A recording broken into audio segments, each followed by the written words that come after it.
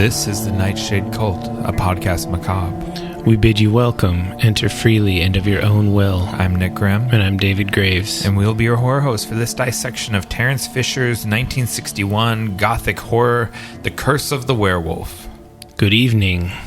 So, Guillermo del Toro tweeted, "Best gothic romance werewolf on film.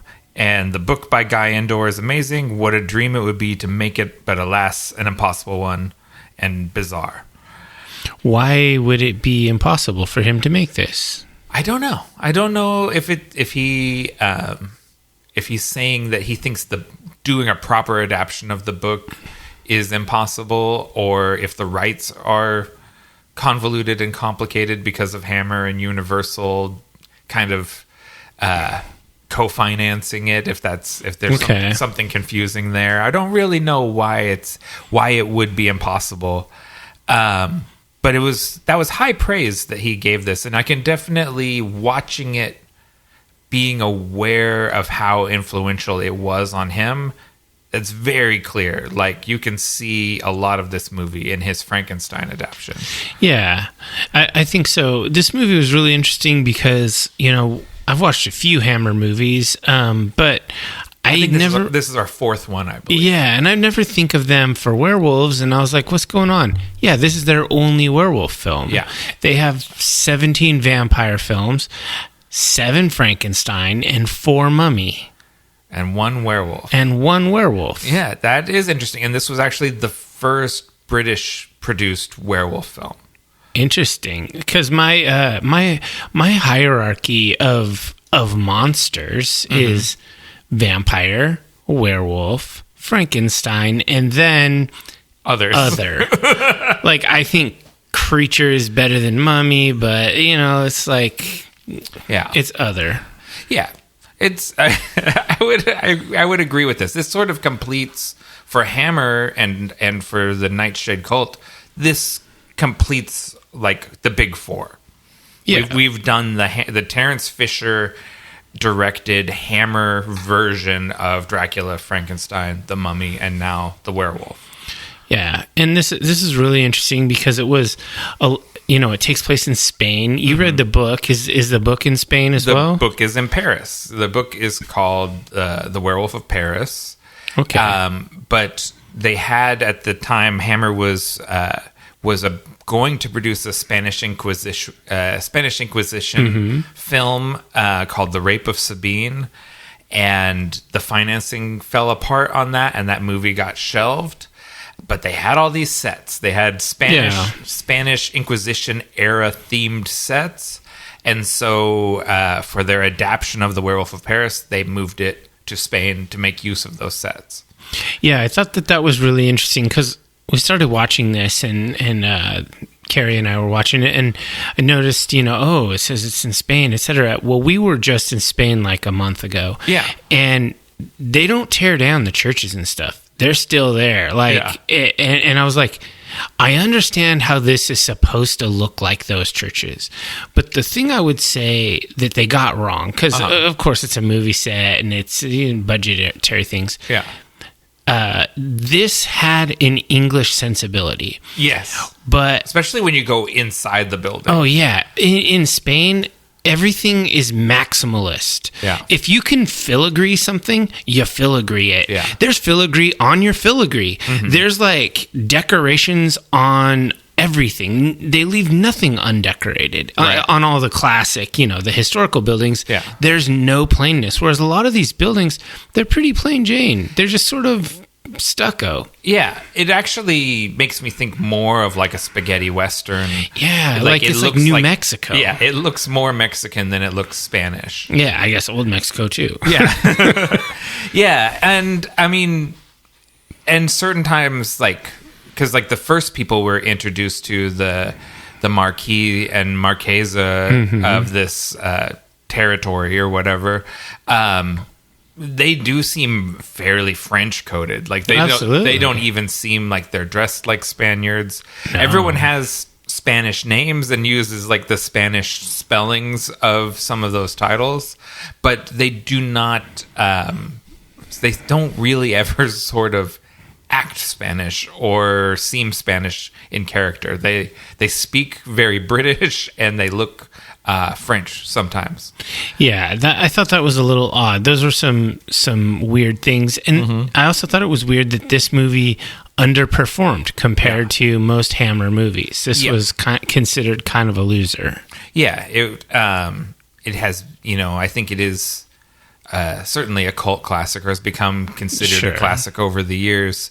But it was not it did not continue with the success of the Curse of Frankenstein and Horror of Dracula, which those movies just did crazy business. So I don't want to get your rating up front, but I'm just curious. Do you think this is a top 10 werewolf movie? No. Well, perhaps, because there seems to be just a disappointing lack of very good werewolf movies. Yeah. So it might crack the top 10 just because of lack of competition.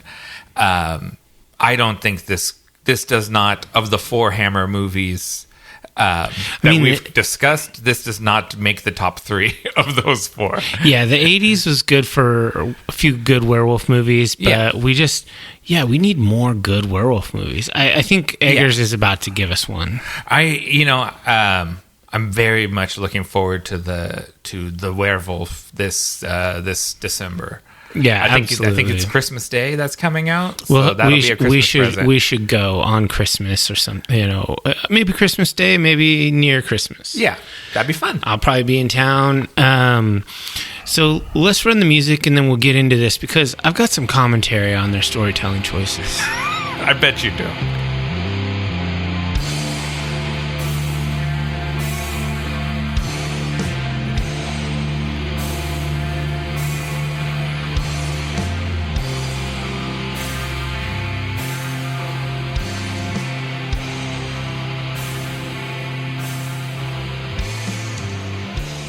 A young man with tragic origins grows up cursed with lycanthropy and terrorizes the Spanish countryside during the full moon. But isn't that 30 minutes into the movie when we get to that? Yeah, I mean, it's a full... There's a 45-minute prologue. I think. Oh, yeah, I'm sorry. It wasn't 30 minutes. It's 45. Yeah. This is 3 movies-ish in 2 sort of... It's weird because there's 3 story arcs, really, and then there's also a midpoint. Yeah. In the middle of the middle story arc. So it's like, and I get that because sometimes especially in theater, you do a 3-act play. Right. That's a thing. And you do that in novels and all of that. But with movies, you got to get to the inciting incident. Yes. It needs to happen usually in the first few 5-10 minutes, you know. Oliver Reed does not appear on screen in this movie until 45 minutes into it. And the werewolf until only in the last 10 minutes. Well, if you count full-on werewolf. Because there's the scene in the brothel where he kills the sex worker and his best friend, and that's, I think, about an hour in. Okay, do we get full werewolves in that, or just sort of his hands? Yeah, and you don't see the werewolf's face until I don't final count that one. Yeah, because those hands. We'll get to the visuals in a minute, but they weren't terrible. They just weren't great. Yeah.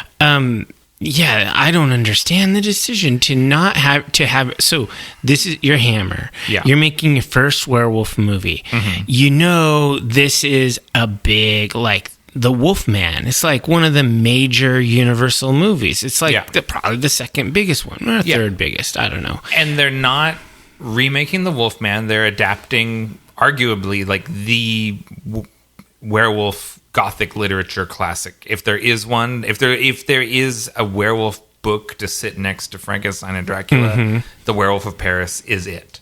Yeah, it's definitely not as much of a classic Gothic trope. Yeah. So they're adapting a classic book. Like you said, this is a big one. The Wolfman is one of those classic monsters, and this is done in co-production with Universal. So this is ostensibly their Wolfman. I think part of the problem is this is written by producer Anthony Hines. Mm-hmm. You know, I'm forgetting who wrote the other Hammer films, but he was not brought on to do this. Producer Hines wrote this himself as a cost-saving measure. I thought John Elder wrote this. Oh, John Elder is his nom de plume because he didn't want his name showing up in the credits twice because he thought that would look bad. It would look tacky. Yeah. Well, and I think his status as sort of a novice writer really shows because, like you alluded to, the structure of this movie is just very frustrating. Yeah, because okay, so the movie opens. Mm-hmm. I'm going to assume that not a single cultist has seen this movie, so we should. Yeah, maybe cultist Ted. Okay, almost none have seen this, and so we should describe this like they haven't seen it. It opens like a fairy tale. It opens like a fairy tale, and it's actually kind of cool in the opening credits because if you're not aware, old timey movies had credits in the beginning. Yeah. They have like these really cool like close up makeup eye shots with you get like good visuals, and I'm like, yeah, the makeup is really good. Yes, Roy Ashton's makeup. We'll talk more about it in the visuals, but it is striking, and the werewolf is crying all through the opening credits. Yeah, and it's like I'm just thinking in the opening credits, I'm like, this is gonna be a banger. Yeah, like just they got me early because I like old movies. I like these horror movies. Yeah, and then it's like you back off from the fantasy or whatever. You got to get into the everyday, and that's fine. You have to show the mundane. And then it's like a story of this beggar in this town, and he goes and he gets made the fool at the Marquis's wedding, right? And he gets made the pet of the Marquesa, and they just humiliate this guy. Yeah. And they throw him in jail, and for some reason the Marquesa forgets that he exists, I guess. Yeah, I don't think... I mean... Maybe she didn't know he got jailed. Yeah, basically, I don't think she knows what happened to him, and we learn that the Marquesa has a tragic she dies life, soon. and she dies off screen. Yeah, she was like the person you thought, oh, she's the nice one. And then she just gets off screen, and it's like fast forward many years, and you have this savage guy in a dungeon, and the only one who's ever been nice to him is the mute daughter of the jailer. Yeah, she's a nice kid who's always ever been nice to him. So surely nothing bad will happen to this girl. Surely nothing will happen to this girl, because if anything were to happen, the kindly beggar man that was locked away would surely avenge her and make sure nothing bad happened to her, because she was the only nice one, right? That does seem like where we're going. Yeah, and you find out the Marquis sees the girl. He's like, oh, she's good looking. I'm gonna try to rape her. Yeah, well, and then he's like, also the Marquis or Marquez, whatever the Spanglish version of Marquis is. He has become a kind of a zombie man. Yeah, in the intervening years, he's got like a necrotic skin disease. Yes, he's disgusting looking, like a zombie version of Ebenezer Scrooge. Yeah, and so he's like, oh, she rebukes me, or I'm gonna throw her in the jail. Yeah, with the guy who has gone feral. Feral, but this is the only person who's ever been nice to the feral man. Right. So what does he do? Sexually assaults her. He just straight up attacks her. Yeah. And it's like, are you fucking kidding me? Like, what kind of story is this? And then she gets out and gets away and murders the Marquis and leaves. So, bonus. That's good. I did like... so far, we're in a very mixed bag of a movie. I'm already confused by what's going on and what's important. She runs out into the woods, and she's then... and she lives feral for they say a few months or something, a certain amount. They're unclear. She lived she's she lived pregnant. as an animal in the woods. Yeah, and she's pregnant with the hobo's baby. So we know this, the beggar, because I think she's like 3 months pregnant when he finds her. Is what we discover. Yeah, we learn how far along she is. That's how long she was feral. Mm-hmm. And then these people are nice to her and take her in. Don Alfredo and his servant / aunt Teresa. Yeah, she plays a dual role. Kind of and then the child is born and he is raised, and that is sort of the next beginning of the next movie. Yes, the child, an unwanted bastard child, is born on Christmas Day, which is like an affront to God. Yeah, so he was conceived by evil from a sexual assault. And by a person who was completely feral, and the evil Marquis had caused the whole thing. So his entire conception was evil. Yeah. And then he was born on Christmas Day, which is explained to be not a blessing, but an affront to God. Yeah. So he is cursed because of his evil origins. It's not like he didn't get bit or anything. He just was born evil. Yes. And it's all of these people, crucially, everything is someone else. Everything is the Marquis's fault. Mm-hmm. Like the servant girl, she doesn't even have a name in the credits, but the mother of our werewolf. Yeah. Just a tragic life. Nothing was her fault, but she's cursed. Leon, the werewolf, cursed because of things that happened before he was born. His biological father, the beggar, also no name. Even though he did something bad, it was after years of torture and abuse. He was essentially insane. Yes, he had gone insane at that point. And so it's like all these bad things happen to these people, and they're punished on top of it when they seem generally like they're all innocent people beforehand. Yeah. So it just feels wrong, for lack of a better word. Like the movie's, like the story gets going and everything about it feels unjust to you or to me. So this is the only thing about the writing, and I don't even know if it was intentional. Yeah.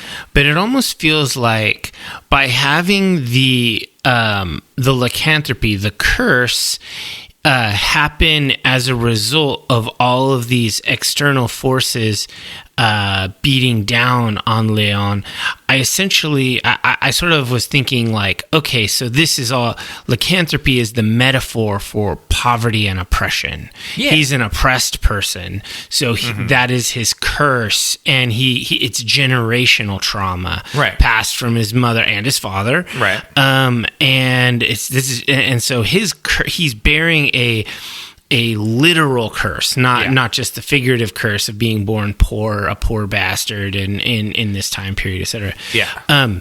And so that speaks to me. That makes sense. Yeah. And the book, we should let's take just a minute to kind of compare these things to how they are portrayed in Guy Endore's book. Is it Endor like the planet with Ewoks and stuff? Pretty close. I think it's got an E at the end of it. Oh, okay. But otherwise, it's spelled the same. Nice. I was going to imagine an Ewok wrote this. Yeah. The beggar is not. That's a very different character in the book. There's the whole opening sequence is more complicated in the book because there is kind of two high houses that are cousin houses to each other, and they're always at war. And the person who is the beggar is replacing in the plot was from the rival house, and he disguised himself as a monk in order to gain entry to the castle, and was there to murder the baron of that castle. And he succeeded. He murdered the baron and his wife, but then he's caught, and they put him in the dungeon where he becomes a beast man. Okay. His descendant, or probably not his descendant, but someone from his family, is a priest in the village that sexually abuses the girl who becomes the mother of the werewolf. Jeez. In the book. And, it's the book just boatload of trigger warnings on the book. It has very disturbing content in it, but very strong commentary, because like the aunt character goes and complains to the diocese, the local diocese, about this priest abusing her niece and getting her pregnant, and they just move him to a different church. Yeah, it's like everyday normal. As really happens. And this is a book that came out in 1933. I feel like it was making commentary, pretty strong commentary that would have been very controversial in its time period. And the movie has just like mushed this down and dumbed it down and combined characters, and just kind of shortened the whole thing, so that the feral man is no longer the antecedent of this bad priest. He becomes the assaulter, and just they cut out the middleman. Yeah, I mean, I kind of understand, because it's already it's a lot in a book to try to make it, which really is just sort of prologue.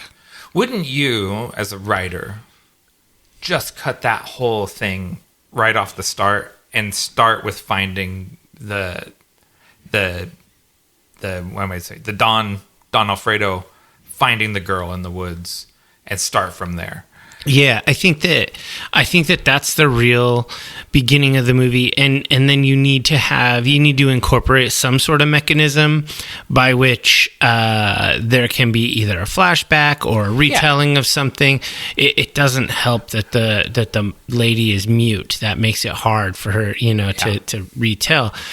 But I definitely think you need to just sort of be like, start there, and then you can figure out that he was conceived in evil circumstances. Well, because there's a point when after Leon's had his first big grown-up transformation, and he kills a sex worker, and he kills his homie Jose, because they were out it was payday and they were out partying.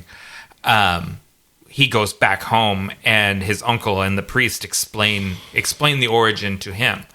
Yeah. So to me, that's when you put that in there, and you do a Cliff Notes version of it.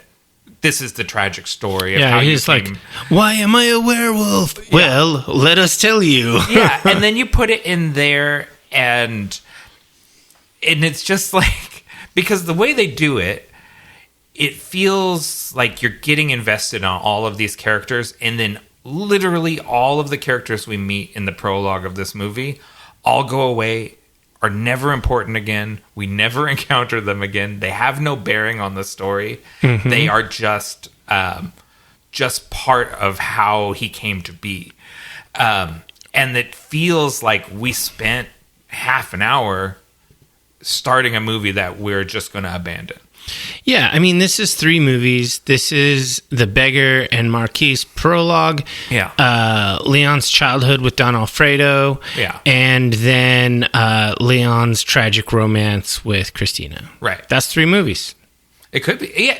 Some things would make a better TV show than a movie every time. Yeah. Like, that could be a whole season of a show.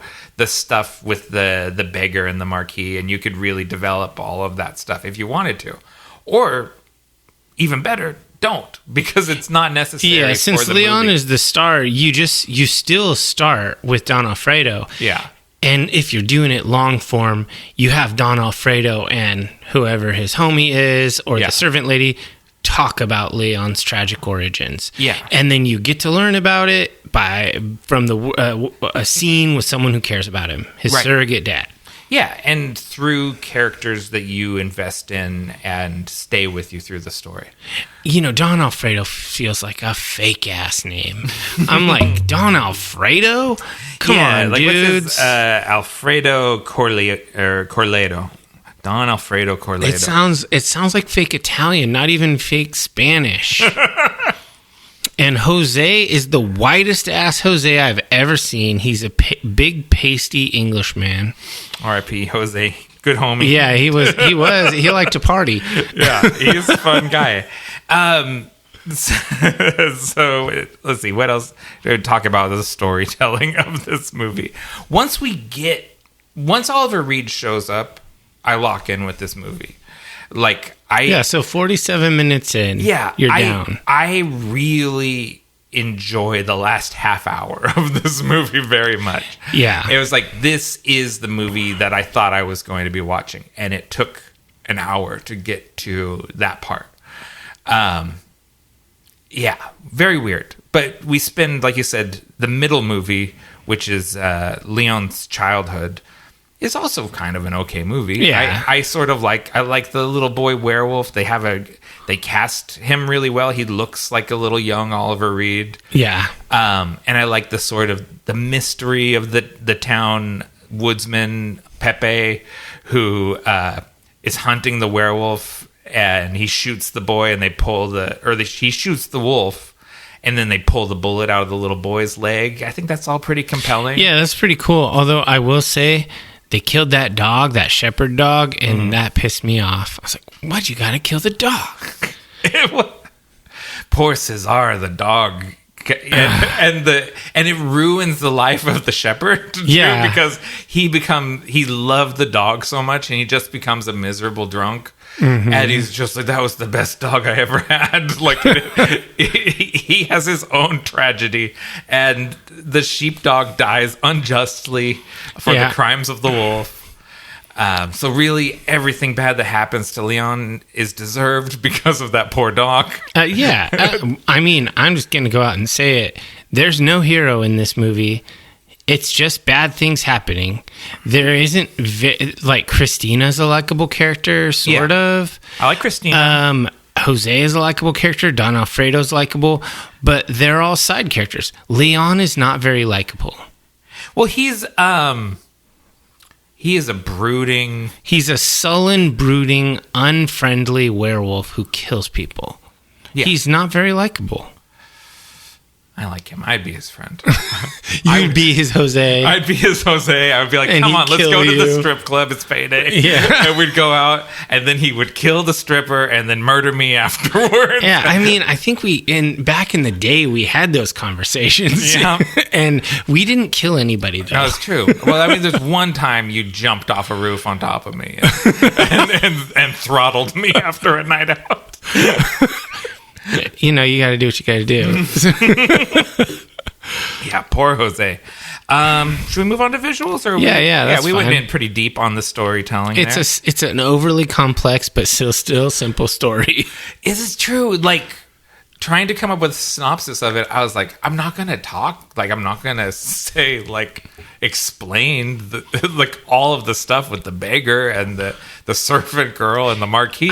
It's just like, none of that stuff matters. Carrie had the most sizzling comment, and it was hilarious because it was just before the 47-minute mark when Oliver Reed is in there. She said, is this movie all NPCs? I mean... It's like watching a Skyrim village. Yeah, it's just like watching it happen. An adventurer before I took an arrow in the knee. Yeah, or you're playing Red Dead and you just go sit down in the saloon and watch things happen. Yeah, that is the pointless feeling that the first 2/3 of the movie gives you. Mm-hmm. Absolutely accurate. It looks good though. So cinematography by Arthur Grant. It looks like a Hammer movie, and I'm very into this aesthetic. Yeah, the Technicolor, man, it looks great. Yeah. Production design by Bernard Robinson. Creature makeup by Roy Ashton. Iconic. This is one of the iconic werewolves. Mini model kits have been sold of this werewolf. I mean, so when we were watching this, I mean... Yeah. It's definitely like an early, like a very proto. Yeah. He's like an Eddie Munster kind of werewolf. Like, he's got the Wolverine hair. He might be the first character with the Wolverine hairdo. See, right when you get the first full face version of the werewolf, I said, "Is that a furry?"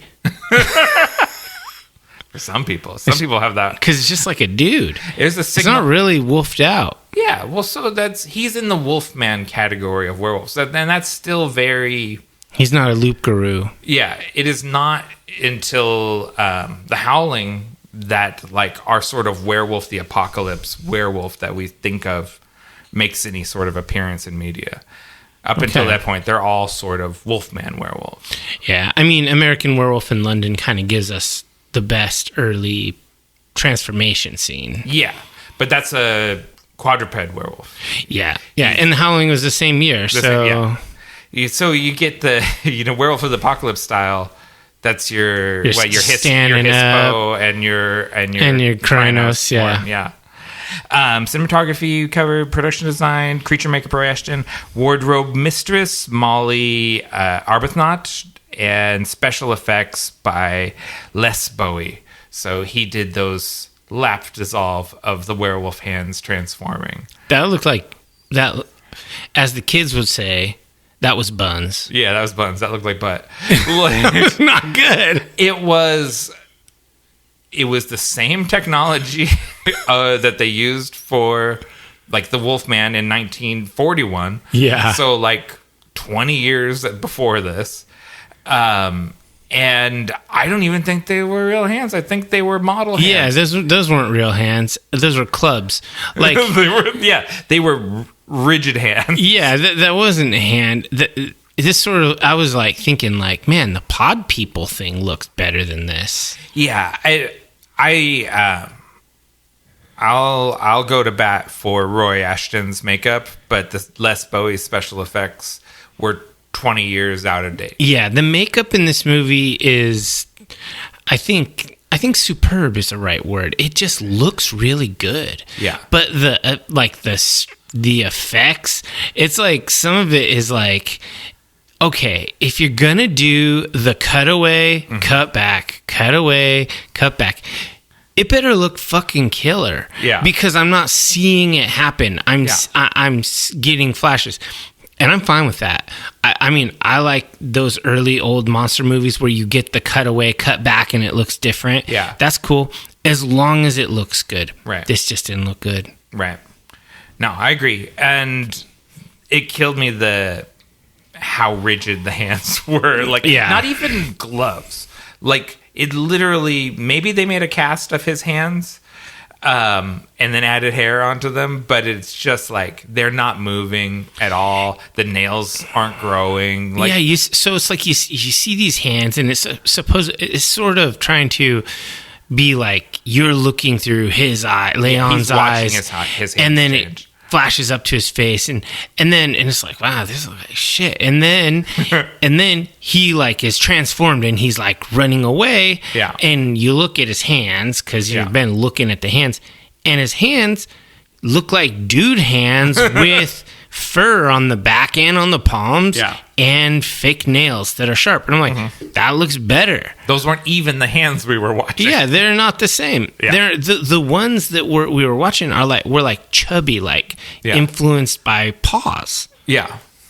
Yeah, and bigger than his hands in the way that if you took a casting of someone's hands, they would be thicker than the actual hands were. Yeah. So, sorry, Les Bowie, but I'm not impressed. No, that was anti-movie magic. Yeah. But, again, all of these cool visuals and everything come deep into the movie. They are very far in the movie it is not even, it is like a chamber drama or something at the start. It is not even a horror movie until you get an hour into it. Yeah, it's hardly a horror at all.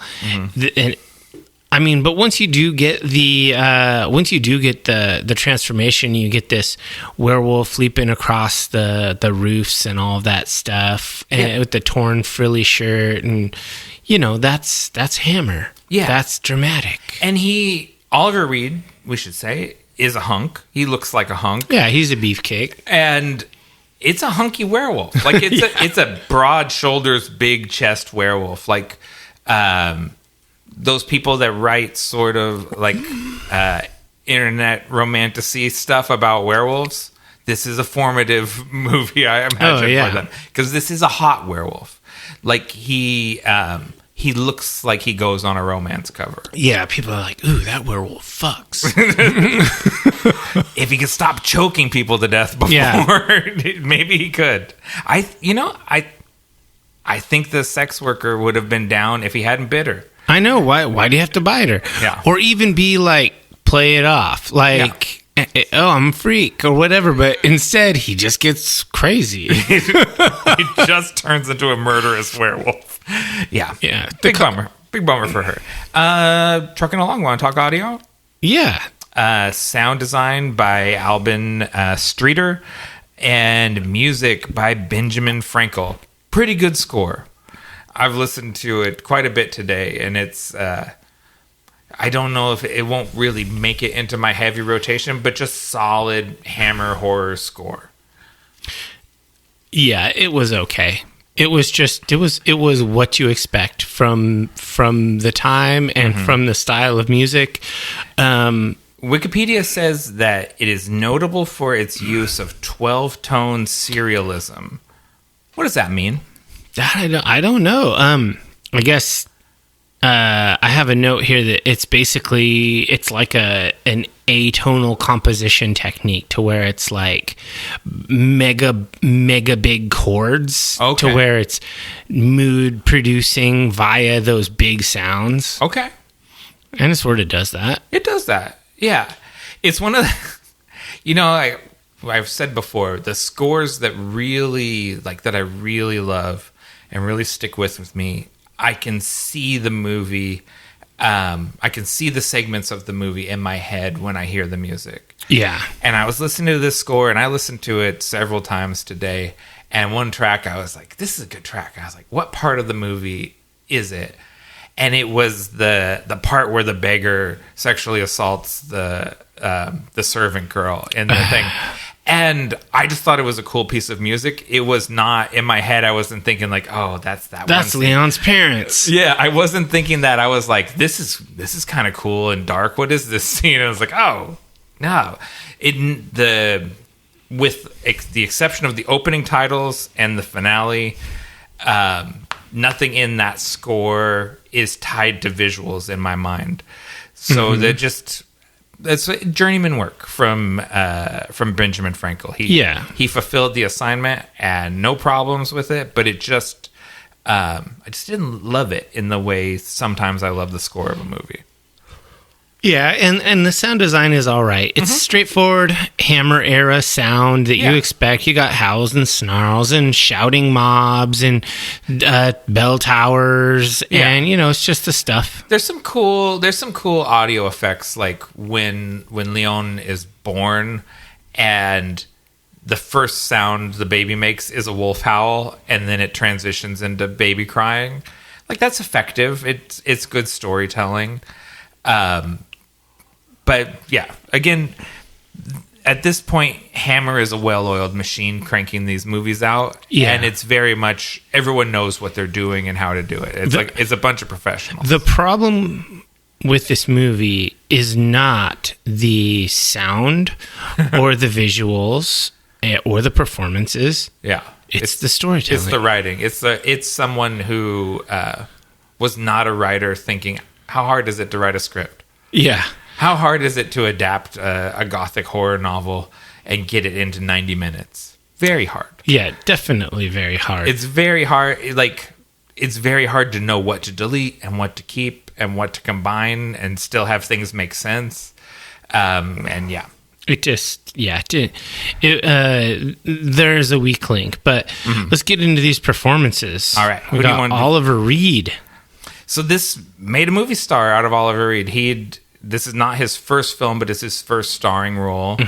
I think people of our generation know him as Proximo from Gladiator. Yeah. But this was the movie that really sort of launched his career.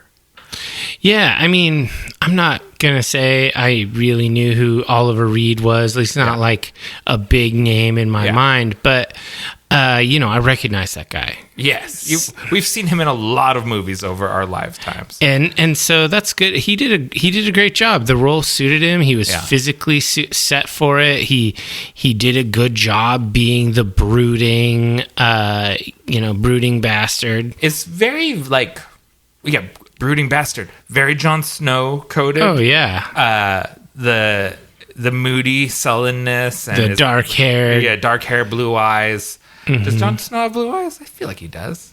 I don't remember. Yeah, I don't remember either. But Oliver Reed definitely does because we look at them straight into them through the whole opening credits. Yeah. It's very James Dean, Marlon Brando. It's like he's of that era, I feel like. If he didn't have as good a hair as James Dean. Yeah, you don't like the Dark Caesar haircut? I mean, he needed a trim. That thing was too thick. They needed to take some volume out of it. Yeah, I like when he has his silver Wolverine hair when he's the werewolf. That's the cool one. You could do that look. Yeah, I should just coif it up, and everyone is like, "Yeah, Wolverine hair, huh? Okay." Yeah. Yeah, bub. What's wrong? You beat me to it, dang. I was going to say bub. But I enjoyed Oliver Reed's melodramatic, angsty teen sort of performance that he did. It's very You're Tearing Me Apart, Lisa. Oh, yeah. You know what I mean? Like, he wrings his hands and, like rends his shirt. Like, he's very over the top.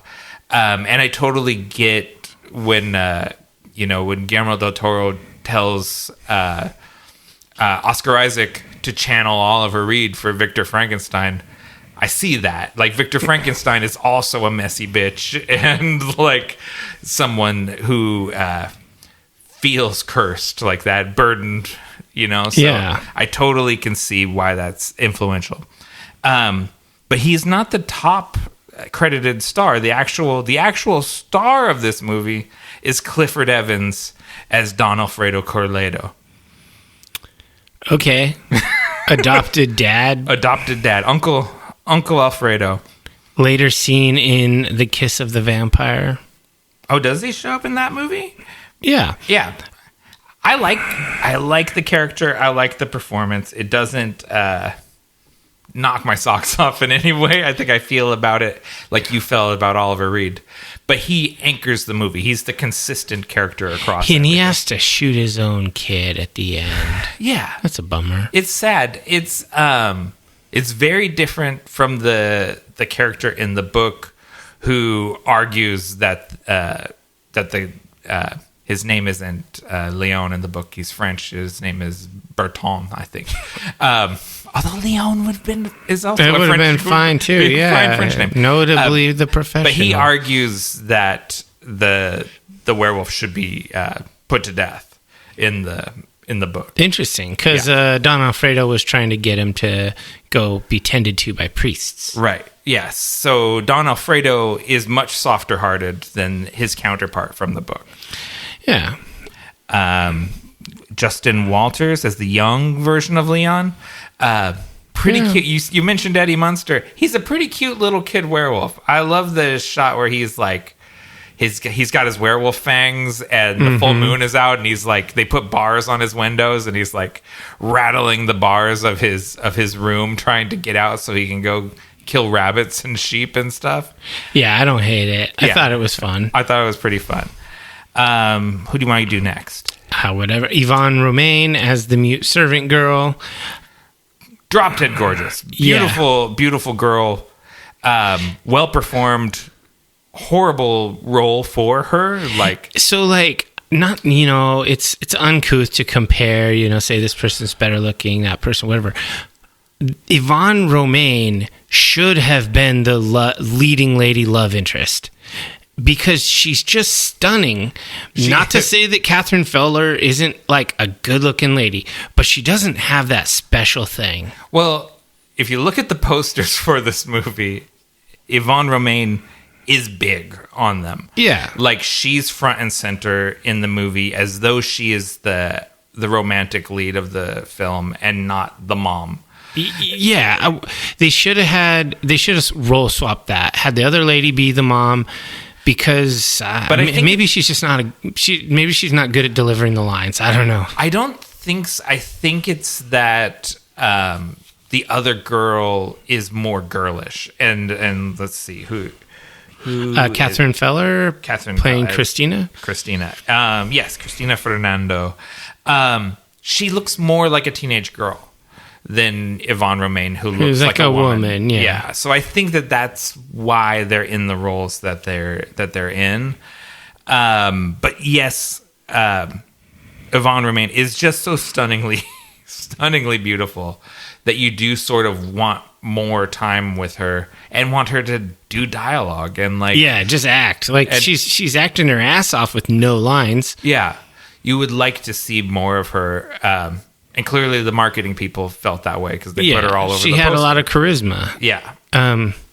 So totally. And you've mentioned Catherine Feller. And she did a good job. Not great, but good. She's a very good girl next door kind of girlfriend.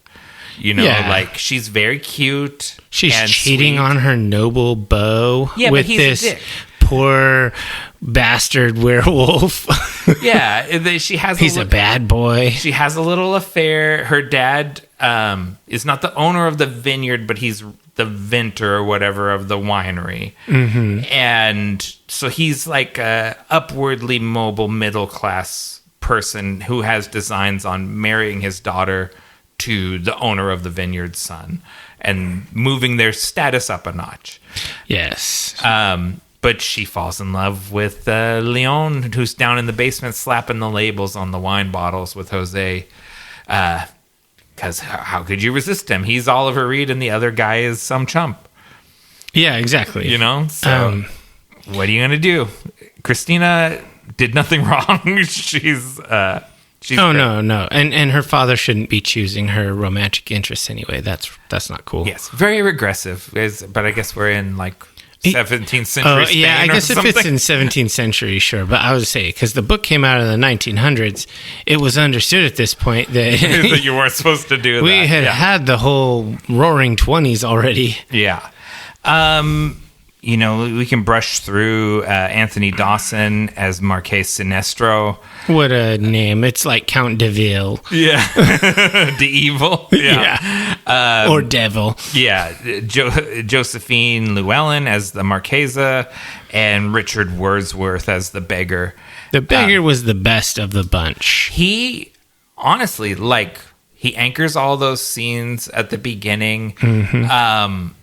His whole thing as they sort of humiliate him in order to get food and everything is very you go through a whole range of emotions in that, in the sort of it's funny and you feel like he's sort of winning them over, but then they still humiliate him further. And they try to humiliate him, but he is willing to play the jester. Yeah. He's willing to be the clown because he's hungry. He's hungry, and he seems to sort of like the attention. He's dancing around. Yeah. And he doesn't. He makes you feel sorry for him. Yeah. Because he's a victimized poor person. Yeah. And all through his progression into feralness, that's all played brilliantly too. As you watch him sort of he goes from being articulate to mute and savage, but there's still, for most of that, there's a kindness to him in that he has this sweet relationship with the little girl. And I just say, low key, maybe Richard Wordsworth gave one of the strongest performances in the whole movie. Yeah, I think so. I think it was definitely near the top. Yeah. It's just too bad it's a deletable character that has very little to do with the plot. Yeah. But very strong performance from him. Probably the last one that really matters, I think, is Hera Talfrey as Teresa, the Aunt Teresa / servant of the house. Yeah. Another very good, tragic, sad performance, and a character that makes it through the whole movie. So I really liked her. Anyone else you want to mention? No, I think that's about it. We got the important ones. Yeah. Warren Mitchell as Pepe Valentine, the huntsman, and his wife Anna Blake, the innkeeper, or Anna Blake plays the innkeeper, Rosa. Also pretty good performance. I wonder why they couldn't find any Spanish people. Because these are just the people at Bray Studios that are on contract, and they just didn't have. And they just have their standard British accents. Yeah, classically trained British actors, just jobbing. Like, there's no. You are now a Spanish huntsman. Yeah, it's like put on this colorful vest. Of course.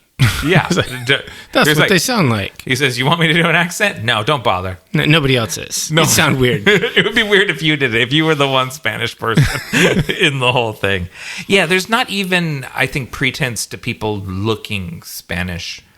I mean, by having Oliver Reed has black hair, and his mother has black hair, and his father has black hair. I think that's about it. Yeah, a few black-haired people. Yes. There are many other, bit players in this, but I think we've covered the interesting performances.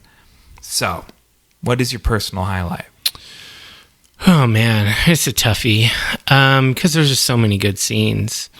No, there weren't. It really was one of those ones where it was like, you wanted a werewolf the whole fucking movie, and you finally got it. So that has to be the best part. The jail cell transformation, the breakout, the whole sequence. On the rooftop. Yeah, on the rooftop. Yeah, that's the movie.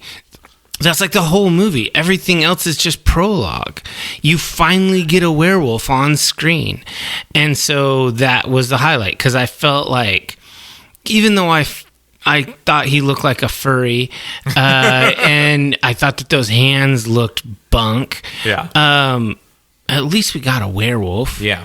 I was like, okay, finally. Damn, how long have I been watching this damn thing? An hour. Yeah. So, how about you? What's your personal highlight? Yeah. The final 30 minutes of the film, when it became the movie I thought it was going to be for just 30 minutes. That is my personal highlight. You finally get a proper werewolf rampage. Every single iconic image you have ever seen from this movie is in the last 20 minutes of it. Absolutely. Like the really famous picture of Oliver Reed in the werewolf makeup with the blood running down his chin is right before he tears the door off the prison cell. Yeah. And you're in the climax of the movie by the time this happens. Mm-hmm. And it's just it's so crazy to me that everything I've ever seen, any clip I've ever seen of this movie, is all from this final segment. An hour of this movie I didn't know existed. And just all of the stuff that I thought this movie is all in that last 30 minutes. Roy Ashton's makeup looks great. Oliver Reed's piercing blue eyes, they don't cover them up with contacts. You just have his eyes acting through all this. And I think that final rampage as he's running around on the rooftops and his uncle is coming to kill him with the Pepe's silver bullet. It's the movie I wanted the whole time, and we just get it at the very end. Yeah, for sure. What worked for you? I think the performances were pretty good. Yeah. Particularly, I did think that Reed's character, Oliver Reed, did a good job in playing a cursed, damned person. Yeah. Like, he knew he was a werewolf. He'd been wolfing out since he was a child. Yeah. So he's kind of like a sad guy, and he plays a pretty good role. I think that it looked great. I really liked the Technicolor and the cinematography. Like, it was great. The opening credit sequence might be the best look of the werewolf. Of the whole movie, yeah. And I think, speaking of the look of the werewolf, even though I made fun of it, it is an iconic look. This is the wolf man. This is not a werewolf. This is a wolf man. Yeah.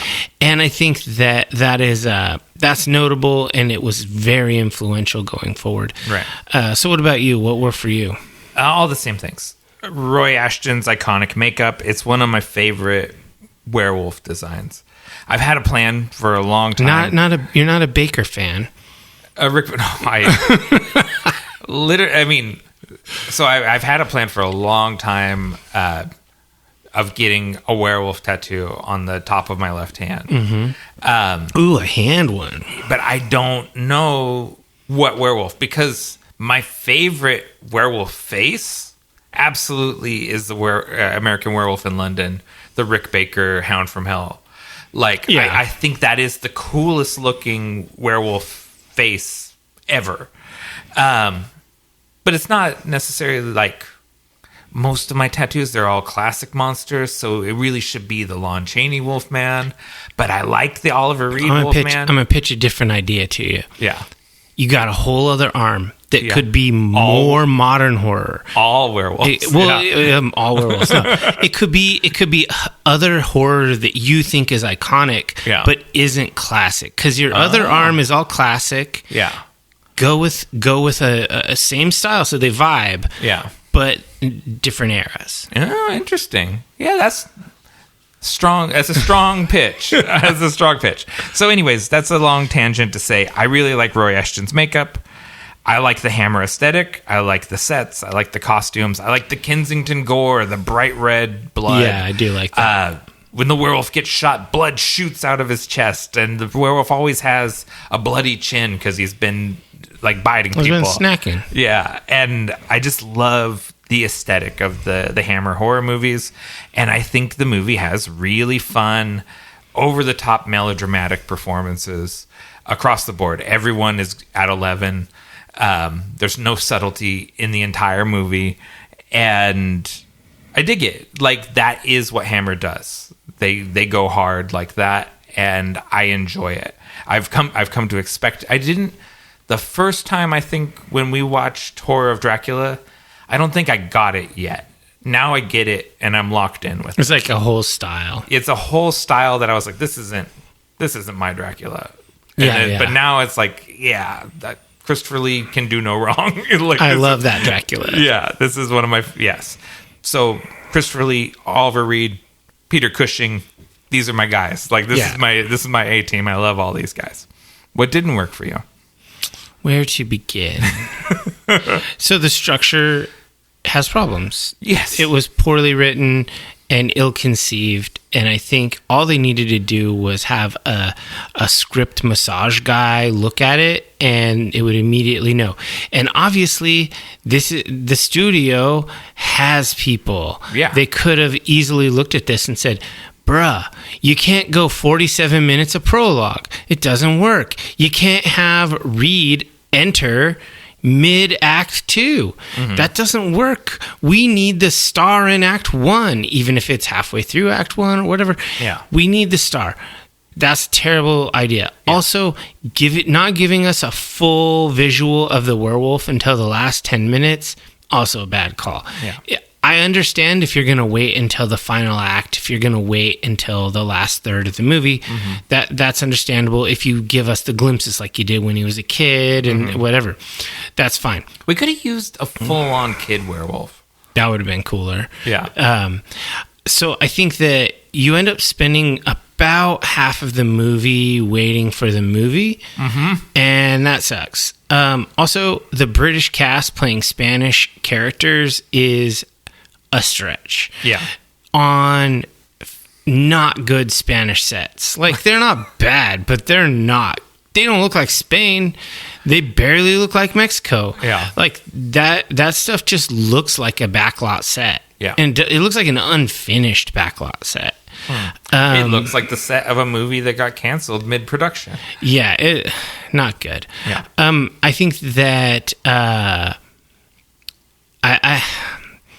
I hate the origin of the lycanthropy in this movie. Sexual assaults were like right off in the it just puts a bad taste in my mouth. When she how nervous were you when she goes back up to the Marquis's bedchamber? When I saw she had the knife or the scissors behind her back, I was like, okay, get it was that like guy. a wall sconce. Oh yeah, whatever a it was, something candelabra. sharp. Yeah. I was like, get him. Yeah. But yeah, I was like, again? I was like, oh my God, don't have this girl get raped twice in one day. Like, I was like, I can't take this. Yeah, and then and then they kill the dog needlessly, and I don't like that. I also think that this movie's not entertaining. It's boring. Like, it's just boring as shit. Yeah. For, I don't know, over an hour. Yeah. Over an hour of boring. And that sucks because I wanted to like it. I like Hammer movies. I like werewolves. It's a 90-minute movie that crawls by. Yeah, this is not easy to watch. All right, what didn't work for you? Okay, I'm gonna try and find different ways to say the same things. The insane pacing of this movie. 90-minute movie. Oliver Reed doesn't show up until 45 minutes in, and it's another 15 minutes before we have a glimpse of a werewolf. And like you keep saying, we don't get a full look at the werewolf until like the final 10, 15, 20 minutes maybe of the movie. I don't know how long that last rampage actually was. I'm going off what it said on various reviews online that it was said 10 minutes. 10 minutes. Yeah, that seems reasonable. It may well be 10 minutes because the whole sequence isn't all on him. Some of it's on Don Alfredo running around looking for a bullet. You spend way too much time with characters that ultimately don't matter, and it doesn't become the movie that I wanted to watch until the final 30 minutes. I don't need the Marquis de Evil or Sinestro or whatever his name is. Like, no, none of these people, like, there's so many people at the beginning of this movie that our title character, the cursed werewolf, does not ever encounter. Like, they are just people that facilitated his birth, essentially, but aren't present in his life. And we spend like half an hour learning about these people just for them to be thrown in the trash can. And that just doesn't, it's not good storytelling. And finally, it dumbs down the political and sexual themes of the book to the point of near non-existence. The book is very tied to French politics, the Franco-Prussian War, the Paris Commune, sexual politics, church, the problems with the Catholic Church or corruption of the Catholic Church. There's all these really heavy themes that are barely touched on or completely disregarded by the film. Which to me, like, if you just chuck out all the themes of the book you're adapting and just keep the bare bones of the plot, that's a bad adaptation. Absolutely. You have failed to capture the essence of the book and, held on to things that don't necessarily serve the themes and core values of the book. So that's frustrating. The book it's a bit of a heavy read because of the subject matter, but the book is so much more in depth and interesting than the movie is. I think I know where we're going with this, but what's your final thoughts and rating? Final thoughts is that it's a damn shame that this was the only Hammer werewolf movie. Yeah. Because I like Hammer's vibes. I like the style. Yeah. And I would have liked to seen a more werewolfy werewolf movie. Yeah. I mean, I didn't know what to expect in this movie. I wanted the servant lady to wolf out. Like, that would have been like the shit. Yeah. You're like, oh man, she's a werewolf, and then you follow her son. Yeah. That would have been like really cool. But no, it was just I can't even think of the right word for it. Yeah. Droll. I don't. That sounds right, but I don't think that's the right word, but I know what you mean. So I'm going 2 stars. What about you? Yeah. painfully. This pains me. I was really looking forward to this movie. Like, this is one we were going to do this last year whenever we did the Lon Chaney Wolfman, and this was going to be a two-parter. And then David Lynch passed away, and we pivoted to Twin Peaks. And so no regrets. Yeah, no regrets for that. And so this movie, it's been sitting on the shelf waiting for us, and I've been anticipating it ever since then, since a year ago. And then it was a bummer. Like, the movie let me down. I went in wanting to love this movie so much, and I rather endured the movie. I didn't love it until the final 30 minutes. That's like, it doesn't really get, as soon as you feel like the movie's really cranking, it ends. And you were just like, you endured the whole first 2/3 of the movie, and that's a bummer. And I was hoping, even today I've been thinking, I hope David really likes it and he talks me up to a 3 over the course of our dissection, because I would love to give this movie 3 stars. Yeah, but to me, it's a 2-star movie. I don't. I need Guillermo del Toro to sit me down and explain why it's the best romantic werewolf, because I don't get it. I don't understand that take on this movie. Yeah, I want him to redo it, and I don't know much about property rights and all of that, but it's almost a book in the commons. Almost. And when the book is in the commons, then he can. Yeah. You can adapt any book in the commons. It's nearly 100 years old. Yeah. It takes a long time to make a movie. Yeah. He can just start making it. Yeah.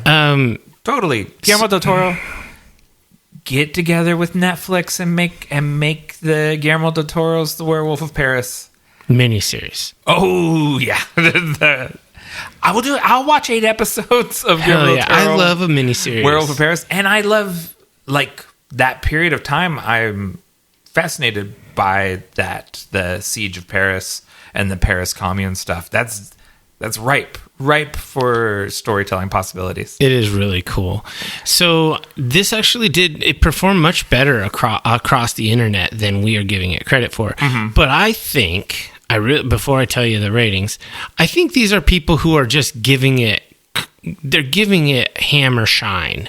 Yeah. And they're giving it cred because it's a werewolf classic movie, and there weren't that many of this era. It's the only Hammer werewolf movie, so it's got to be good. Yeah, so IMDb gives it a 6.5, Letterboxd gives it a 3.2, Rotten Tomatoes gives it a 79, which is wildly inaccurate. I could accept if it was a 3-point movie like Letterboxd says. I could accept that, and maybe I just didn't like it because I was like, this guy looks like a chud, and now he looks like a furry. But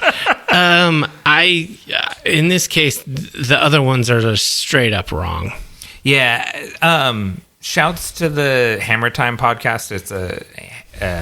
It's a spin-off from the Evolution of Horror podcast series that I like to check in with, and they glaze this movie. Like, are you serious? Yeah, they because they have like elite tier, like they have these like tier rankings, and they put it at the low end of their elite tier. Like, it's one of the upper echelon, but it's like the bottom of the top for them. So what is the top of the top? Like Curse of like the real good ones, the really good ones. But they do put it in that category with those movies, and I just don't get. I don't think it's nearly as fun as either of those movies. No, absolutely not even The Mummy. Like, of the 4 Hammer movies we've covered, this is the least good of the 4 of them, and The Mummy was like a Mummy greatest hits movie. Yeah, and the Mummy one wasn't even that good. Yeah. I don't know what to say, but it is what it is. We got 2-star werewolf movie, and that's sad because I was excited for this one. Yeah. Why don't we roll the music and we'll come back with The Vault of Darkness.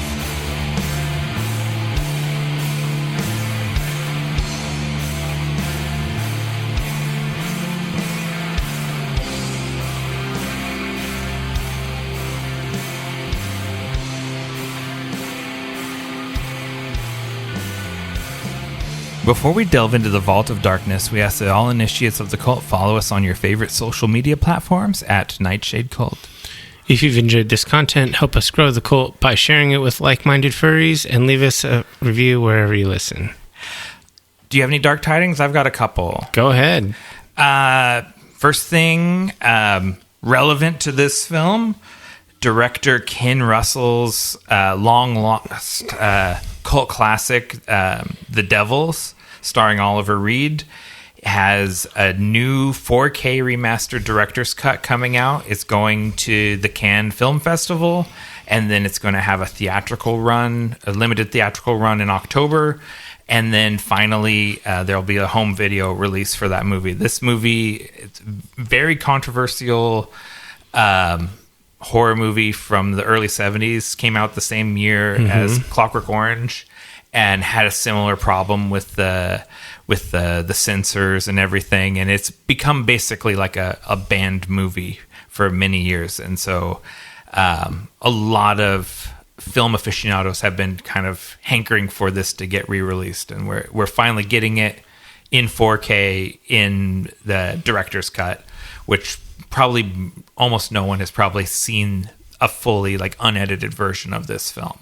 Okay. That sounds cool. Yeah, so that's coming in October. And then my other dark tiding was recently Marvel Comics announced kind of one of those sort of pocket universes, like the Ultimate Universe or the New Universe, called the Midnight Universe, which is an all horror-themed Marvel universe. And this wouldn't really even blip on my radar, except for the writers that are attached to it, being Jonathan Hickman, Philip Kennedy Johnson, and Benjamin Percy, who are some of the best writers at Marvel Comics, period. All right. Jonathan Hickman is doing Midnight X-Men.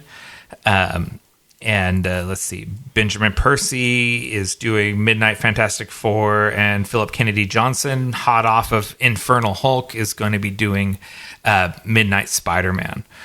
And there's been very little art released. I think they're maybe even blind bagging these books because they don't want it too much of it to get out ahead of time.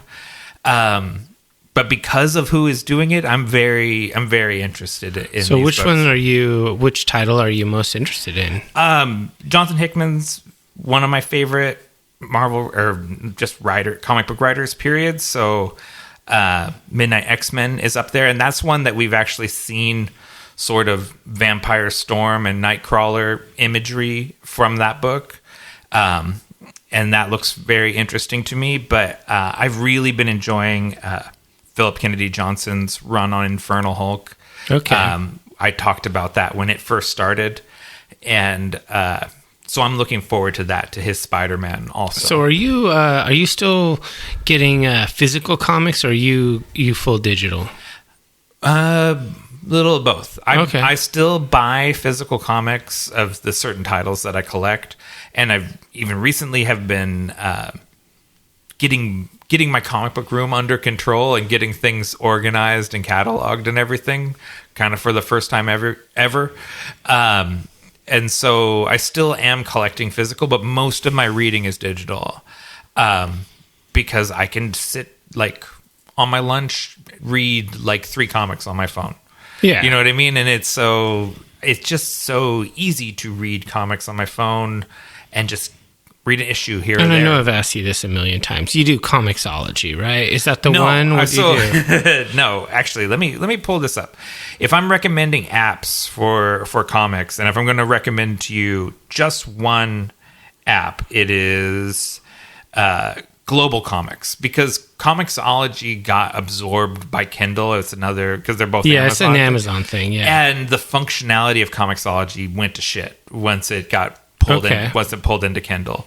But if you subscribe to Global Comics, and I don't remember what the fee for that is. It can't be that much. It's not that much, and you get just a tremendous amount of included content from all of the publishers, not just Marvel and DC. Do they have a bunch of back issues? Yes. So you can just be like, oh, I always wanted to read all of whatever. Exactly. Yes, that is what you can do and what I do with it. I caught all up on the IDW Ninja Turtle series that I was way behind on. Heck yeah. I've read that all on my phone.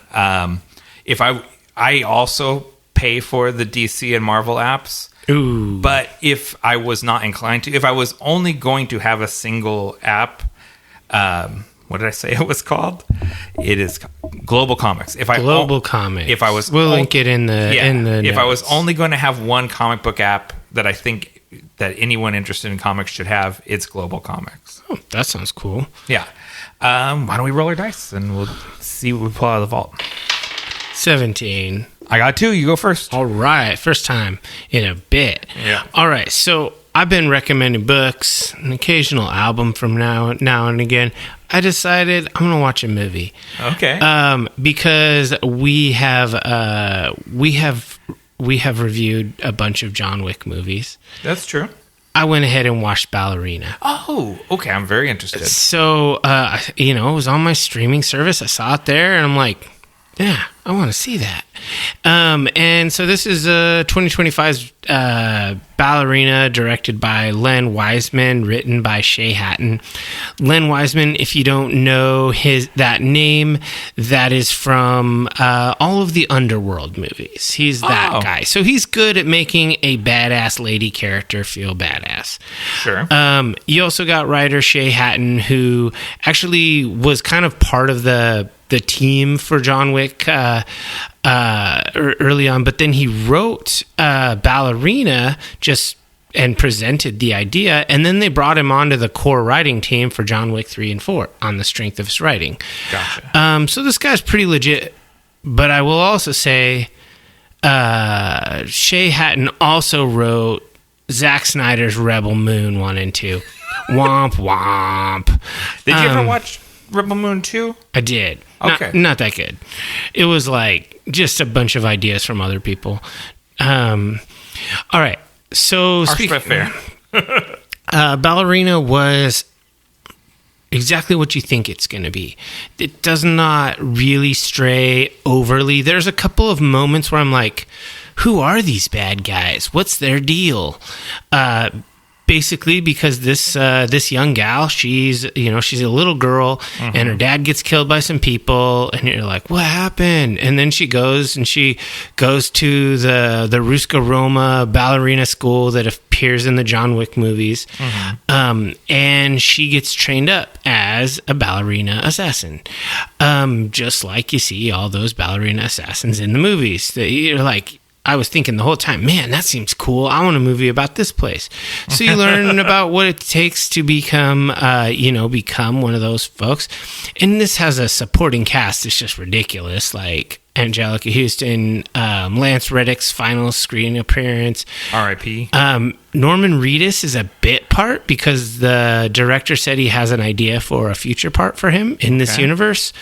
Ian McShane is in a non-tiny role, and Keanu Reeves shows up as John Wick. Yeah, because this movie falls between 3 and 4, yes. I believe. So this falls between John Wick 3 and 4. So he shows up basically to solve the problem. The problem being is that our character, played by Ana de Armas, playing Eve Micaro, the assassin, she tracks down the killer of her father, which happens to be this cult-like group of like assassin types who live in a mountain a mountain Bavarian village or whatever. It's in Britain, but it was given those vibes. Yeah. And it turns out that's her grandpa. Oh no. And they'd killed her dad for being a renegade Gotcha. from their elite city of assassin trained people. And so she's fighting, and they call in John Wick to solve the problem. Yeah. Kill the big bad guy, and he changes the thing. Like, he decides not to kill the girl and whatever. He helps her. Yeah. It's not about him, but he's there. He shows up to justify the connection to the... Yeah, he does the whole Baba Yaga thing. Yeah. And it's pretty fun. I thought it was worth watching. If I'm ranking it, so John Wick 1 is a standalone slasher movie that's a 5 out of 5 movie. Yeah. Just all by itself. Doesn't need the other ones. And then there's a trilogy. 2 through 4 is a trilogy. Yeah. And this is, I would say, just a tick below how much I enjoyed those movies. Oh, okay. I really liked those movies. They're all at least I think I gave them all 4 stars. Yeah, I think I did as well. And so I would call this 3.5, almost a 4. Okay. And so, yeah, I think if you like John Wick movies, you'll like this. It's formulaic, yes, because you know what you're getting. Right. But it does some fun twists. It has great action, obviously. Yeah, and I've heard that at least. Like, there's like a flamethrower fight. And the flamethrower fight is dope. Yeah. Like, and you're in and then like a bunch of fighting happens in this mountain village, and there's snow all over the place, and they're doing like crazy parkour fights across a snow-covered village. It's cool. Yeah. I mean, definitely, it's like a dude bro fighty movie, and I'm down for it. And I, like you said, great cast. I love Ana de Armas. Basically, anytime I see her in something, she's always really solid. Yeah. And I think that everybody in this movie is good, and it introduces more tropes and expands the world a little bit. Okay. So what about you? What are you pulling out of the vault? So immediately after I finished watching this movie, I listened to the audiobook of The Werewolf of Paris. Okay. And then I was like, but this book didn't come out until 1933. What about werewolf literature in Victorian era? We get nerdy with literature. Yeah. I did Carmilla. Yeah. And like any of this like earlier, like, what about, like, Carmilla? What about stuff that's contemporary to that, to that novel? Like, because there has to be something, and I'm just so unaware of it. Yeah. And so I went kind of poking around on Reddit, as you do, and that Reddit led me to a writer and college professor by the name of Shannon Scott, and I kind of went looking for her book. She had a book called Terrifying Transformations that was an anthology of Victorian werewolf literature. Oh. And I went looking for that. What it didn't have an audiobook, but what I did find on Audible was her 10-part lecture series, Wolves and Werewolves in History and Popular Culture. That's cool. And don't let 10-part scare you off, because it's not as long as that makes it sound. Because I think if you were taking her course, you would be watching the films and reading the books that she's discussing. But if you're just listening to the lectures, the 10 lectures themselves are all kind of in the 25-minute zone.